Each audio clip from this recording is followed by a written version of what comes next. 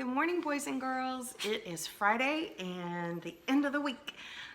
This is Sinbad. This is my baby. He's my other baby. Today I wanted to do one more video to kind of explain the projects that I'm going to put up. Say bye, Sinbad. Bye-bye. I'm going to put him down. So the assignment today is geared mostly towards the 5th graders. And sorry, he's barking. I talked to Miss Chenault, and she said you guys are going to be learning about different traits, whether they are acquired or inherited traits. So an inherited trait is something that's passed down genetically. So whether you have brown hair or black hair, or like with animals, whether they have fur or scales or webbed feet or a long beak, skinny beak, or a curved beak, and those different traits help them survive in their environment better. As compared to acquired traits are things that are learned, like let's see, what does it say? Like learning to sit, or knowing when the dog's going to be fed. They know.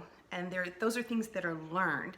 But our project today is actually geared, for anybody to do. So I'm going to explain it, and you can choose whether you want to do it or not.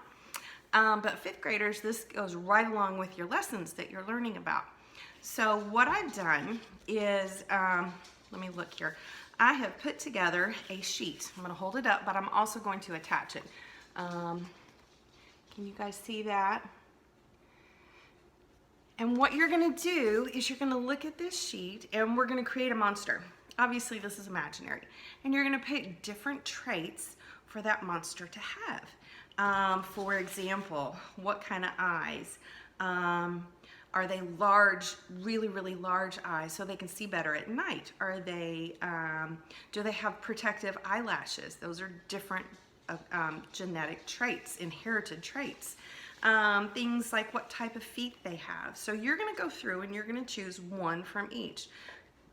Eyes, nose or beak, fur or skin, claws, feet, tail, legs, teeth, and ears. And you're going to build this cool little monster with all these different traits. And then you can figure out how those traits help the animal or the monster in its environment. So I'm going to show you also.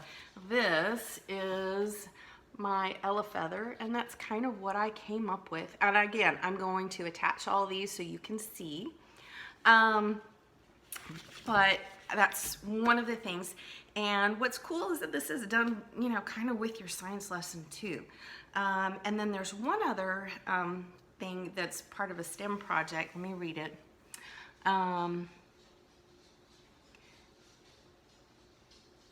Says to, and this is actually making a sculpture. Again, this is optional, you don't have to do it, but it's something that could kind of help go along with what you're doing.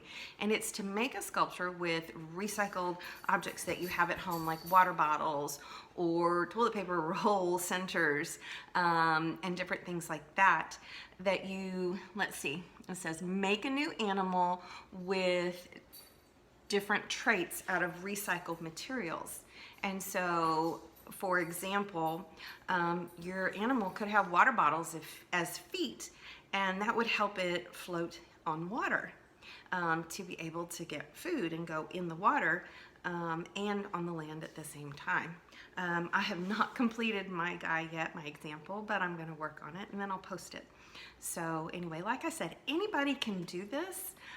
It's kind of cool. It's kind of interesting to learn about all of these acquired or inherited traits and see what you come up with. It's what makes us different, and what makes all different organisms different.